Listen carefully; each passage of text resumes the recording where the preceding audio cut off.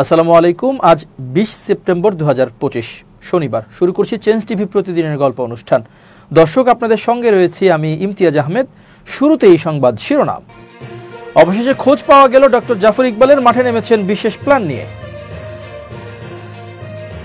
এই মুহূর্তে জামাতকে নিয়ে কি ভাবছে ভারত? ভারতে বসে বাংলাদেশ থেকে কলকাতায় ইলিশ পাঠাচ্ছেন আওয়ামী নেতা টুটুল। এবার বিস্তারিত। আসন্ন ত্রয়োদশ জাতীয় সংসদ নির্বাচন বানচাল করা, নাশকতার পরিকল্পনা করা, ফের আওয়ামী লীগ দলকে চাঙ্গা করা ও জনমনে আতঙ্ক সৃষ্টি করতে ঝটিকা মিছিলের পাশাপাশি আওয়ামী বুদ্ধিজীবীরা বিশেষ কৌশল নিয়ে মাঠে নেমেছেন। 15 সেপ্টেম্বর ডক্টর মোহাম্মদ জাফর ইকবাল একটি ফেসবুক পোস্টে লিখেছেন, দিন যত যাচ্ছে আওয়ামী লীগের মিছিল তত বড় হচ্ছে। এর 3 দিন আগে তিনি আরেকটি পোস্টে লিখেন, আজ রাজধানীর 11টি জায়গায় জয় বাংলা জয় বঙ্গবন্ধু স্লোগানে একাধিকবার মিছিল হয়েছে। আওয়ামী লীগ এভাবেই ফিরে আসছে। আরেকটি পোস্টে লিখেন, জুম্মার নামাজের পর ঢাকা সহ দেশের বিভিন্ন জায়গায় আওয়ামী লীগের মিছিল। আওয়ামী লীগ ফিরে আসছে, জয় বাংলা জয় বঙ্গবন্ধু। গতকাল শুক্রবার সকালে তিনি আরেক পোস্টে লিখেন, আওয়ামী লীগের ফিরে না আসার ইতিহাস নেই। আওয়ামী লীগ সবসময় ফিরে আসে বিজয়ের পতাকা নিয়ে। এসব পোস্টের নিচে সহস্রাধিক কমেন্ট পড়েছে, যেখানে লেখা জয় বাংলা জয় বঙ্গবন্ধু। ফেসবুক মেসেঞ্জারের মাধ্যমে রাজধানী জুড়ে কার্যক্রম নিষিদ্ধ আওয়ামী লীগের মিছিলগুলোতে নেতৃত্ব দেওয়ার অপরাধে গত বৃহস্পতিবার বিকেলে তেজগাঁও ইন্দিরা রোড থেকে আশরাফুল আলম নামে এক শিক্ষককে গ্রেপ্তার করেছে তেজগাঁও থানা পুলিশ। আশরাফুল আলম তেজগাঁও কলেজের বাংলা বিভাগের প্রধান হলেও তিনি গাজীপুর জেলার কাশিমপুর উপজেলা আওয়ামী লীগের সভাপতি। শুধু ডক্টর মোহাম্মদ জাফর ইকবাল বা শিক্ষক আশরাফুল আলম নয়, সামাজিক যোগাযোগ মাধ্যমে আওয়ামী লীগ মতাদর্শীরা বিভিন্নভাবে উস্কানিমূলক স্ট্যাটাস দিচ্ছেন, যা দেখে অনেকেই সক্রিয় হচ্ছেন ঝটিকা মিছিলে। গত 12 সেপ্টেম্বর তেজগাঁওয়ের নাবিস্কো এলাকায় ঢাকা মহানগর উত্তর আওয়ামী লীগের ব্যানারে নেতাকর্মীরা ঝটিকা মিছিল বের করে। এর আগে বাংলা মোটর, গুলশান, ধানমন্ডি, মোহাম্মদপুর, মিরপুর ও মতিঝিল সহ ঢাকার প্রায় এলাকাতেই আওয়ামী লীগের একাধিক ঝটিকা মিছিল হয়। প্রত্যক্ষদর্শীরা জানান, হঠাৎ 50 থেকে 100 জন বা এরও অধিক লোকজন নিয়ে মিছিল বের করে আওয়ামী লীগ নেতাকর্মীরা। শেখ হাসিনা শেখ হাসিনা শেখ হাসিনা আসবে, বাংলাদেশ হাসবে, জয় বাংলা জয় বঙ্গবন্ধু, হটাও ইউনুস, বাঁচাও দেশ ইত্যাদি স্লোগানে বিক্ষোভ মিছিল করেন তারা। মিছিলে অংশ নিয়ে আওয়ামী লীগের নেতাকর্মীরা জানিয়েছে, ঘরে বসে থাকলেও বাঁচার সুযোগ নেই, তাহলে আর ঘরে থেকে লাভ কি? এজন্য মিছিলের নির্দেশ পেয়ে লোকজন নিয়ে নেমে পড়ছে। শেখ হাসিনা সহ সারা দেশে আওয়ামী লীগের নেতাকর্মীদের মিথ্যা মামলা দিয়ে হয়রানি করা হচ্ছে, এর প্রতিবাদে মিছিল করছে। ঝটিকা মিছিলের বিষয়ে ডিএমপির একাধিক থানার ভারপ্রাপ্ত কর্মকর্তা অর্থাৎ ওসির সাথে কথা বলে জানা গেছে, হঠাৎ করেই 30 থেকে 40 জন লোক একটি ছোট ব্যানার নিয়ে রাস্তায় নেমে যায়। তখন ওই স্থানে পর্যাপ্ত পুলিশ না থাকায় কিছু করা সম্ভব হয় না। তবে প্রায় ঝটিকা মিছিল থেকে আওয়ামী লীগের নেতাকর্মীদের গ্রেপ্তার করা হয়। এছাড়া মিছিলের ছবি, ফেসবুক লাইভ ও সিসি ফুটেজ দেখেও প্রতিনিয়ত গ্রেপ্তার করা হচ্ছে। ডিএমপির এক ঊর্ধ্বতন কর্মকর্তা বলেন, ডিএমপি বা পুলিশ সদর দপ্তরে পরিষ্কার বলে দিয়েছে, কার্যক্রম নিষিদ্ধ সংগঠনের মিছিল মিটিং দেখা মাত্রই ব্যবস্থা নিতে হবে। সেই অনুসারে সব থানা পুলিশ তৎপর রয়েছে, প্রতিনিয়ত গ্রেপ্তার করা হচ্ছে। স্বাধীনতার 54 বছরে ভারতের সাথে সখ্য গড়ে ওঠেনি বাংলাদেশ জামাত ইসলামীর। তবে জুলাই অভ্যুত্থানের পর পরিবর্তন এসেছে দেশের রাজনীতিতে। ভারতে অবস্থান করছেন দেশটির পরম বন্ধু ও সাবেক প্রধানমন্ত্রী শেখ হাসিনা। একই সাথে নিষিদ্ধ রয়েছে তার দল আওয়ামী লীগের কার্যক্রম। এমত অবস্থায় বাংলাদেশের নির্বাচনের তারিখ ঘোষণার পর থেকেই যেন দুশ্চিন্তায় ভারত। এমনকি তাদের একটি আলোচনায়ও উঠে এসেছে বাংলাদেশের নির্বাচনের ইস্যু, যেখানে জামাত নিয়ে বিভিন্ন কথা শোনা যায় তাদের কণ্ঠে। গেল বৃহস্পতিবার এক প্রতিবেদনে তথ্য জানিয়েছে ব্রিটিশ ভিত্তিক সংবাদ মাধ্যম বিবিসি বাংলা, যেখানে বলা হয়, পাবলিক ইউনিভার্সিটির ছাত্র সংসদ নির্বাচনে যেভাবে জামাত দাপুটে জয় পাচ্ছে, সে বাস্তবতায় দিল্লির কোনো পর্যবেক্ষক মনে করছেন বর্তমান বাংলাদেশের জামাত একটি শক্তিশালী দল। সম্প্রতি একটি ইউনিভার্সিটির আন্তর্জাতিক সম্পর্কের প্রফেসর শ্রীরাধা দত্ত জানান, তার চোখে ধরা পড়েছে জামাতের সূক্ষ্ম কিছু পরিবর্তন। আগে যেখানে জামাত নেতারা ধর্মীয় পোশাকের আদলে রাজনৈতিক কার্যক্রমে মনোনিবেশ করতেন, এখন জামাত নেতাদের চেঞ্জ বা টি শার্ট পরে টেলিভিশন টকশোতে আসতে দেখা যাচ্ছে। আগস্টে শ্রীরাধা দত্তের সাথে বৈঠকে বসেছিলেন জামাত ইসলামের নায়েবে আমির ডক্টর সৈয়দ আবদুল্লাহ মোহাম্মদ তাহের। সেখানে নির্বাচনে জয়ী হওয়ার সাথে শরিয়া আইনের প্রয়োগ প্রসঙ্গে প্রশ্ন আসলে উনি সরাসরি সে কথা নাকচ করেন। মুক্তিযুদ্ধ জামাত নিয়ে আলোচনা দীর্ঘদিনের। এ নিয়ে প্রশ্ন করলে মতিউর রহমান নিজামী বা দেলোয়ার হোসেন সাইদির 71-এ জামাতের অবস্থান নিয়ে ক্ষমা চাওয়ার কথাও তুলে ধরেন সৈয়দ আবদুল্লাহ, এবং তারা সেটি মেনে নিয়েছেন বলে তিনি জানান। এর মধ্যে চমকপ্রদ খবর হলো জামাত ভারতের সাথে সম্পর্ক তৈরি করতে চায়। মুক্তিযুদ্ধ প্রশ্নে জামাতের আপত্তির জায়গা কেবল একটি জায়গায়। তাদের দাবি মুক্তিযুদ্ধের পুরো অর্জনই ছিল সব মানুষের অবদান, কিন্তু শেখ মুজিবুর রহমান মুক্তিযুদ্ধের সব অর্জন তার নিজের বলে হাইজেক করে নিয়েছিলেন। তবে জামাতের কথা ও কাজ নিয়ে দ্বিধা আছে শ্রীরাধা দত্তের। তার মতে জামাত নেতারা কথা বলেন দুর্দান্ত, কিন্তু আদতে তারা কি চায় তা পর্যবেক্ষণ করা জরুরি। অন্যদিকে ভারতের সাবেক পররাষ্ট্র সচিব হর্ষবর্ধন শ্রিংলা জামাত নিয়ে তার মতামত বদলাতে নারাজ। তার ধারণা জামাত কোনোদিন বদলাতে পারে না বলে মন্তব্য করেন তিনি।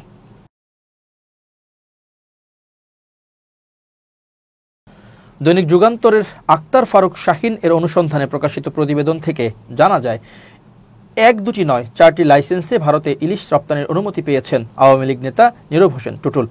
ইতোমধ্যে তার লাইসেন্সে কলকাতায় গেছে প্রায় 2000 কেজি ইলিশ। শেখ হাসিনা সরকারের পতনের পর কলকাতায় পালিয়ে যান টুটুল। সেখানে বসে নিয়ন্ত্রণ করছেন বরিশালের পোর্ট রোডের ইলিশ মোকামের ব্যবসা। এ কাজে তাকে সহায়তার অভিযোগ উঠেছে বিএনপির কয়েকজন নেতার বিরুদ্ধে। বিনিময়ে তারা পাচ্ছেন নানা সুযোগ সুবিধা। যদিও এসব অভিযোগ স্বীকার করেননি ওইসব বিএনপি নেতা। আড়ত মালিক হিসাবে টুটুলের ব্যবসা চলছে, আর এটা মোকামের নিয়ম বলে দাবি মৎস্য আড়তদার সমিতির সাধারণ সম্পাদক ও জাতীয়তাবাদী মৎস্যজীবী দলের বরিশাল মহানগর কমিটির সদস্য সচিব কামাল শিকদারের। সাদিক আবদুল্লাহর সময়ে বরিশালের দ্বিতীয় মেয়র হিসেবে পরিচিত টুটুল মহানগর আওয়ামী লীগের শিল্প ও বাণিজ্য সম্পাদক। শেখ হাসিনার ফুফাতো ভাই সাবেক মন্ত্রী আবুল হাসনাত আবদুল্লাহর পুত্র তৎকালীন মেয়র সাদিক আবদুল্লাহর ডানহাত ছিলেন তিনি। অনেকে তাকে সাদিকের ক্যাশিয়ারও বলতেন। নগরীর হাট ঘাট বাজার বাসস্ট্যান্ড সবকিছুই ছিল টুটুলের নিয়ন্ত্রণে। এসব স্থাপনার ইজারাদারি নিয়ন্ত্রণ থেকে শুরু করে সাদিক আবদুল্লাহর আয় বাণিজ্যের বিষয়গুলো দেখতেন তিনি। মাছ বাজার আর বিআইডব্লিউটি এর ঘাট সহ পুরো এলাকার ইজারাদার ছিলেন তিনি। ইলিশ সহ সব মাছের কেনা বেচা চলত তার হুকুমে। দর পর্যন্ত ঠিক করতেন তিনি। বৈধ অবৈধ উপায়ে এভাবে শত কোটি টাকার মালিক হওয়া টুটুলের বরিশালে রয়েছে 10 তলা বাড়ি সহ বিপুল ভূ সম্পত্তি। কলকাতার জামাই এই আওয়ামী লীগ নেতা, সেখানেও রয়েছে বাড়ি সহ নানা স্থাপনা। 5 আগস্টের পর ভারতে পালাতে গিয়ে সাতক্ষীরার ভোমরা স্থলবন্দরে ধরা পড়েন টুটুল। রহস্যজনক উপায়ে তখন ছাড়া পেয়ে চলে যান কলকাতায়। তারপর থেকে আছেন সেখানেই। কলকাতা থেকে নিয়ন্ত্রণ করছেন এখানকার ইলিশ মোকামের ব্যবসা। বরিশালে এখন পর্যন্ত তার বিরুদ্ধে হয়েছে 7টি মামলা। এবছর ভারতে ইলিশ রপ্তানির জন্য যে 37 প্রতিষ্ঠানকে অনুমতি দিয়েছে সরকার, তার মধ্যে 4টি টুটুলের। এগুলো হলো Mahima enterprise, Tanisa enterprise, Nahiyan enterprise এবং AR এন্টারপ্রাইজ। মাহিমা ও তানিসা টুটুলের 2 মেয়ের নাম। কন্যাদের নামে এই 2টি লাইসেন্স করেন টুটুল। বাকি 2টি করেন তার ছোট মামা বাবর ও মামাতো ভাই আকাশের নামে। 2019 সালে পূজার সময় বাংলাদেশ থেকে প্রথম ভারতে ইলিশ রপ্তানির যে অনুমতি দেয় সরকার, তখন থেকেই প্রতি বছর ইলিশ রপ্তানি করেন এই আওয়ামী লীগ নেতা। এরই ধারাবাহিকতায় এবছরও ভারতে ইলিশ রপ্তানির অনুমতি পেয়েছে তার 4টি প্রতিষ্ঠান। শুধু অনুমতি পাওয়া নয়, ভারতে ইলিশ রপ্তানি শুরু করেছে টুটুলের প্রতিষ্ঠান। বেনাপোল স্থলবন্দরের মৎস্য কোয়ারেন্টাইন বিভাগের কর্মকর্তা আকসাদুল ইসলাম জানান, তানিসা এন্টারপ্রাইজ বৃহস্পতিবার 1360 কেজি ইলিশ পাঠিয়েছে ভারতে। অন্য একটি সূত্র জানায়, বুধবার থেকে শুরু হওয়া এই রপ্তানির আওতায় 2 দিনে প্রায় 2000 কেজি ইলিশ ভারতে পাঠিয়েছে প্রতিষ্ঠানটি। মার্কিন প্রেসিডেন্ট ডোনাল্ড ট্রাম্প আবারও আফগানিস্তানের বাগরাম বিমান ঘাঁটি নিয়ন্ত্রণে নিতে চান। তবে এই প্রস্তাব নাকচ করেছে আফগানিস্তানের ক্ষমতাসীন তালেবান সরকার। আফগানিস্তানের পররাষ্ট্র মন্ত্রণালয়ের কর্মকর্তা জাকির জালাল বলেন, আফগানিস্তানে যুক্তরাষ্ট্রের যে কোনো সামরিক উপস্থিতি পুরোপুরিভাবে প্রত্যাখ্যান করা হবে। তার দাবি মতে তালেবান ক্ষমতা নেওয়ার আগেই যুক্তরাষ্ট্রের সাথে করা আলোচনায় এই বিষয়টি সুরাহা হয়ে গেছে। সম্প্রতি মার্কিন প্রেসিডেন্ট ট্রাম্প আবারও বাগরাম বিমান ঘাঁটি নিয়ন্ত্রণে নেওয়ার ইঙ্গিত দিয়েছেন। এর আগে 2 দশক ধরে আমেরিকার নেতৃত্বাধীন ন্যাটো সেনারা ঘাঁটিটি নিয়ন্ত্রণ করেছে। তালেবান ক্ষমতা নেওয়ার আগে তড়িঘড়ি করে তাদের হাতে ঘাঁটিটি স্থানান্তর করা হয়। যুক্তরাজ্যে এক সংবাদ সম্মেলনে ট্রাম্প বলেছেন, এটা তাদের দেয়ার কোনো মানেই হয় না। ট্রাম্পের প্রথম মেয়াদের শেষ দিকে 2020 সালে আফগানিস্তান থেকে মার্কিন সেনা প্রত্যাহারের কার্যক্রম শুরু হয়। 2021 সালে জো বাইডেনের আমলের শুরুতে শেষ হয় এই প্রক্রিয়া। তবে দ্বিতীয় মেয়াদে ক্ষমতায় এসে ট্রাম্প বলেছিলেন তিনি বাগরাম ঘাঁটির নিয়ন্ত্রণ পুনরায় আয়ত্তে নেওয়ার পরিকল্পনা করছেন। তার দাবি মতে চীনের আধিপত্য ঠেকাতে এর কোনো বিকল্প নেই। ব্রিটেন সফরে ট্রাম্প আবারও বলেছেন, বাগরাম পুনরায় নিয়ন্ত্রণে নেওয়ার কারণ হচ্ছে এখানে পরমাণু অস্ত্র মোতায়েন করা থেকে চীন হয়তো কিছুটা দূরে আছে। তালেবান কর্মকর্তা জাকির জালাল এক্সে লিখেছেন, ইতিহাস বলছে আফগানিস্তান অন্য কারো সামরিক উপস্থিতি মেনে নেয়নি, আর এরকম ভবিষ্যৎ সম্ভাবনাও পুরোপুরি প্রত্যাখ্যান করা হয়েছে। দোহা চুক্তিতে এই বিষয়ে চূড়ান্ত ফয়সালা হয়ে গেছে, তবে অন্য কোনো বিষয়ে আলোচনা হতে পারে। বাংলাদেশ ভ্রমণে নিজ দেশের নাগরিকদের জন্য উচ্চ সতর্কতা জারি করেছে কানাডা। দেশটির সরকারি ওয়েবসাইটে ভ্রমণ বিভাগে 19 সেপ্টেম্বর এক বিজ্ঞপ্তিতে এই সতর্কতা জারি করা হয়। বিজ্ঞপ্তিতে বাংলাদেশ ভ্রমণে হলুদ সতর্কতা জারি করা হয়েছে, অর্থাৎ কানাডার নাগরিকদের বাংলাদেশে ভ্রমণের ক্ষেত্রে উচ্চ মাত্রায় সতর্ক থাকতে বলা হয়েছে। আর বাংলাদেশের পার্বত্য 3 জেলায় ভ্রমণের ক্ষেত্রে সতর্কতামূলক লাল চিহ্ন জারি করা হয়েছে, অর্থাৎ পার্বত্য অঞ্চলের নাগরিকদের ভ্রমণ না করার আহ্বান জানিয়েছে কানাডা কর্তৃপক্ষ। বাংলাদেশের সম্ভাব্য বিক্ষোভ, সংঘর্ষ এবং দেশব্যাপী হরতাল অবরোধের কারণে উচ্চ সতর্কতা অবলম্বন করতে নিজ দেশের নাগরিকদের সতর্ক করেছে কানাডা। নাগরিকদের উদ্দেশ্যে কানাডা সরকার বলেছে, দেশটিতে যে কোনো মুহূর্তে নিরাপত্তা পরিস্থিতির অবনতি ঘটে যেতে পারে, যার আগাম সংকেত নাও পাওয়া যেতে পারে। এছাড়া পার্বত্য 3 জেলায় ভ্রমণ এড়ানোর জন্য বিশেষভাবে সতর্ক করে বিজ্ঞপ্তিতে বলা হয়, রাজনৈতিক উদ্দেশ্য প্রণোদিত সহিংসতা, অপহরণ এবং ক্ষুদ্র নৃগোষ্ঠীগুলোর মধ্যে বিক্ষিপ্ত সংঘাতের ঝুঁকি রয়েছে এসব অঞ্চলে। তাই কানাডার নাগরিকদের এসব এলাকায় ভ্রমণ না করার আহ্বান জানানো হয়েছে। এবার খুব জরুরি 1 মিনিট জানাচ্ছেন ইউনেস্কো ক্লাব পুরস্কার বিজয়ী সাংবাদিক আমিরুল মোমিনিন মানিক। খুব জরুরি 1 মিনিটে প্রত্যেককে আমন্ত্রণ। ভাষার মাসে গুরু চণ্ডালীর দোষ সম্পর্কে আপনাদেরকে অবগত করতে চাই। একটি বাক্যে যখন সাধু এবং চলিত ভাষার মিশ্রণ ঘটে তখন সেটাকে গুরু চণ্ডালী দোষ বলে। যেমন তাহারা এসেছে, এখানে তাহারা হচ্ছে সাধু আর এসেছে হচ্ছে চলিত। সুতরাং শব্দটা গুরু চণ্ডালীর দোষে দুষ্ট হবে।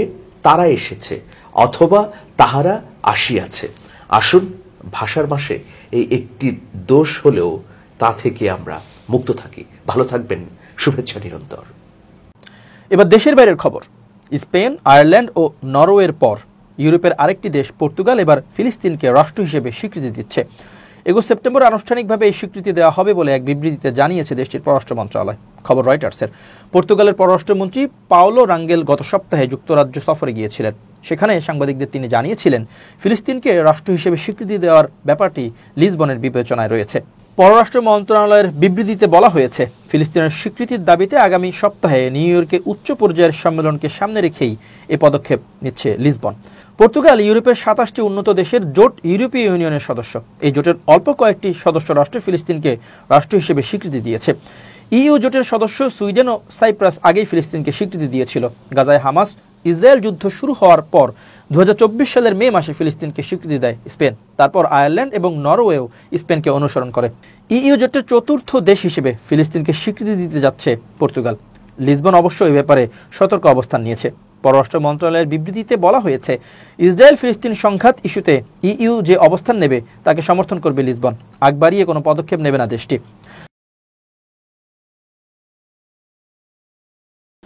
প্রিয় দর্শক, শেষ করছি প্রতিদিনের গল্পের আজকের গল্প।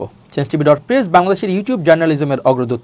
ভিজিট করুন এর ওয়েবসাইট www.changetv.press, youtube.com/changetv press এবং সাবস্ক্রাইব করুন চ্যানেলটি। নিয়মিত লাইক, কমেন্ট ও শেয়ার করে ছড়িয়ে দিন সর্বত্র। সুস্থ থাকুন, নিরাপদে থাকুন, শুভেচ্ছা নিরন্তর। changetv.press, এক ফোঁটা হলুদও নেই।